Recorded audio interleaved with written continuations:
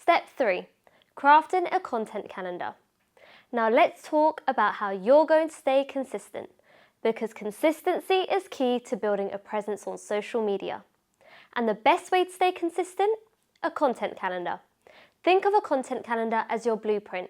It helps you plan your posts in advance, keeps you organized, and ensures you're hitting all the right notes at the right time. We use content calendars for every client, from startups to large franchises. Here's a real example. We worked with a hospitality business that was struggling to stay on top of their social media. Some days they'd post 5 times, and then they'd go silent for 2 weeks. It was chaos, and their audience didn't know when to expect new content. We helped them create a calendar that scheduled posts around key dates, things like new menu launches, holidays, and even industry events. Not only did this bring structure to their posting, but it also helped them plan ahead for major promotions. Here's how you can create your own content calendar.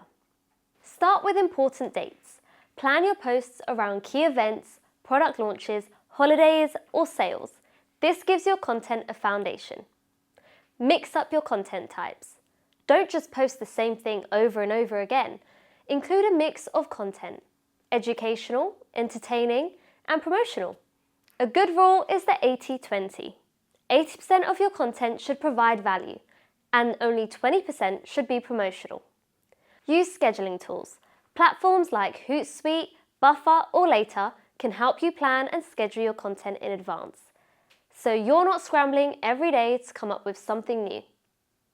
A content calendar also ensures you're not bombarding your audience with too much content too quickly, or worse, going completely silent for days or weeks.